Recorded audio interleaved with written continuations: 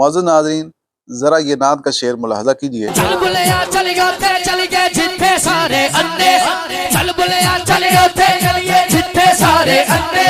बिल्कुल जनाब, तुसी ऐसी महफिल च ही आए हो जिथे सारे अन्ने ने, और अगर ये अन्ने ना होंदे तां तुहानूं इन्हां ने बुलाना ही नहीं सी।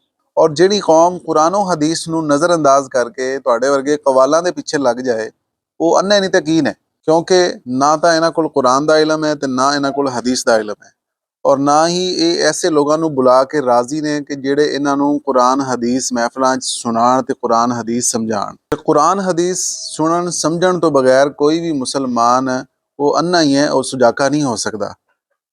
ਤੇ ਇਸੇ ਵਾਸਤੇ ਇਹ ਸਾਡੀ ਕੌਮ ਤੁਹਾਡੇ ਵਰਗੇ ਕਵਾਲਾਂ ਦੇ ਹੱਥ ਚੜੀ ਹੋਈ ਹੈ, ਜਿਨ੍ਹਾਂ ਨੂੰ ਤੁਸੀਂ ਨਾਤ ਖਾਨੀ ਦੇ ਨਾਮ ਤੇ ਕਵਾਲੀਆਂ ਸੁਣਾ ਕੇ ਚਲੇ ਜਾਂਦੇ ਹੋ। ਸੁਣੀਓ, ਤੁਹਾਨੂੰ ਇਹ ਗੱਲ ਤਸਲੀਮ ਕਰਨੀ ਪਏਗੀ ਕਿ ਇਹ ਪ੍ਰੋਫੈਸ਼ਨਲ ਨਾਤ ਖਾਨੀ ਦੇ ਆਦਾਬ ਨੂੰ ਨਜ਼ਰਅੰਦਾਜ਼ ਕਰਕੇ ਤੁਹਾਨੂੰ ਸੁਰਾਂ ਸੁਣਾ ਕੇ ਚਲੇ ਜਾਂਦੇ ਨੇ। ਇਹ ਸਾਡੇ ਮਸਲਕ ਨੂੰ ਦੀਮਕ ਦੀ ਤਰ੍ਹਾਂ ਚੱਟੀ ਜਾ ਰਹੇ ਹੈ, ਔਰ ਸਾਡੇ ਮਸਲਕ ਦਾ ਦਿਨ ਬ ਦਿਨ ਨੁਕਸਾਨ ਕਰ ਰਹੇ ਨੇ।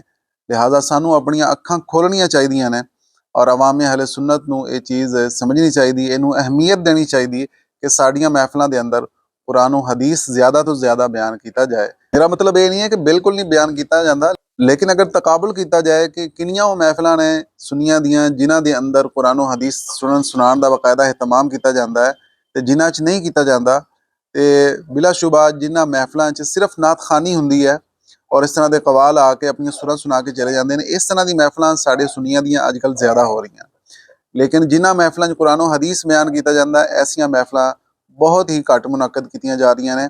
अपने अकायद का तहफ़ुज़ करदे होया, अपने नज़रियात का तहफ़ुज़ करदे होया, अपने मसलक का तहफ़ुज़ करदे होया सानू इस चीज़ का एहतमाम करना चाहिए कि असी ऐसे नात खां बुलाइए जिहड़े आदाब रिसालत नूं मद्देनज़र रखते हुए नात का हदिया पेश करन, और फिर उन्हां महफिलों के अंदर नात पढ़न वाले थोड़े होण, कुरान हदीस बयान करन वाले ज़्यादा होण।